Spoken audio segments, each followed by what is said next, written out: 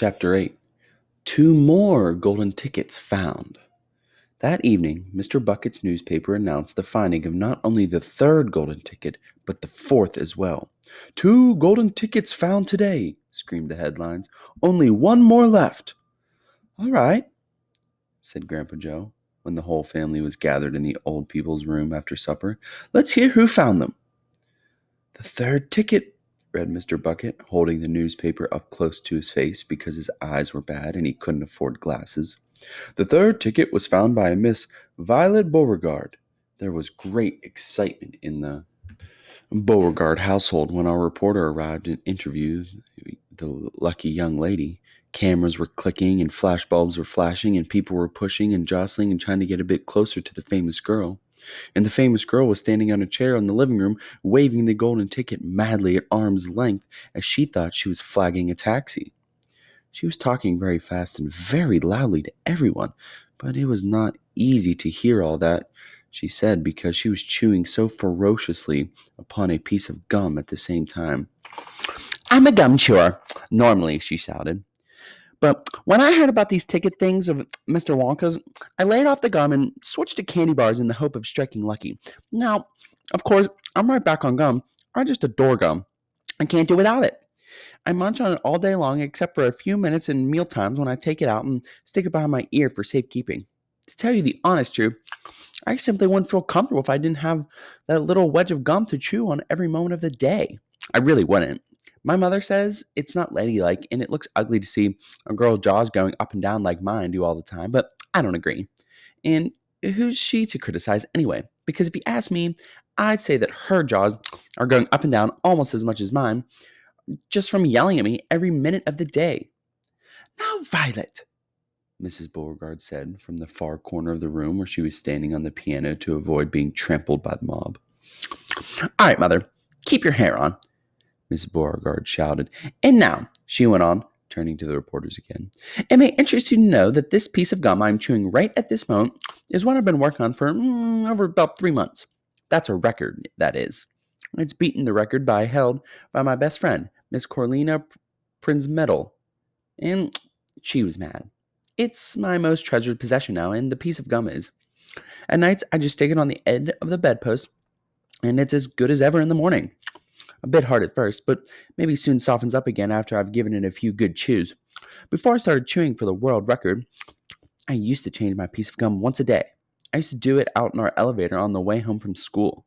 Why the elevator? Well, because I like sticking the gooey piece that I had just finished with to one of the elevator buttons. Then the next person who came along and pressed the button got my old gum on the end of his or her finger. Ha ha!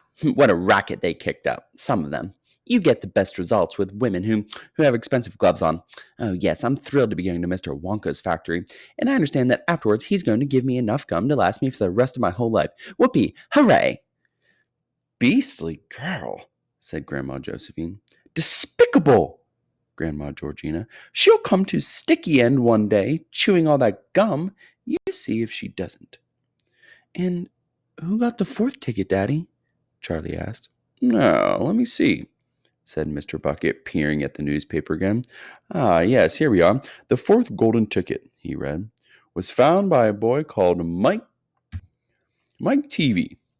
Another bad lot, I'll be bound, muttered Grandma Josephine. Don't interrupt, Grandma, said Mrs. Bucket. The TV household, said Mr. Bucket, going on with his reading, was crammed, like all the others, with excited visitors when our reporter arrived, but young Mike TV, the lucky winner, seemed extremely annoyed by the whole business. Can't you fools see I'm watching television? He said angrily. I wish he wouldn't interrupt. The 9-year-old boy was seated before an enormous television set, with his eyes glued to the screen, and he was watching a film in which one bunch of gangsters was shooting up another bunch of gangsters with machine guns.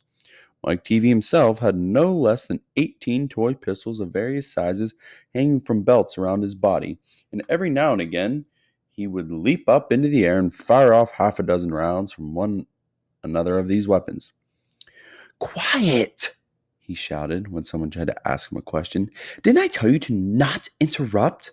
This show's an absolute whiz-banger. It's terrific. I watch it every day. I watch all of them every day. even the crummy ones where there's no shooting. I like the gangsters best. They're terrific, those gangsters, especially when they start pumping each other full of lead, flashing the old stilettos, or giving each other 1, 2, 3 with their knuckle dusters. Oh boy, what wouldn't I give to be doing that myself? It's the life, I tell you. It's terrific. That's quite enough, snapped Grandma Josephine. I can't bear to listen to it. Nor me, said Grandma Georgina. Do all children behave like this nowadays? Like these brats we've been hearing about? Of course not, said Mr. Bucket, smiling at the old lady in the bed. Some do, of course. In fact, quite a lot of them do, but not all. And now there's only one ticket left, said Grandpa George. Quite so, sniffed Grandma Georgina. And just as sure as I'll be having cabbage soup for supper tomorrow, that ticket will go to some nasty little beast who doesn't deserve it.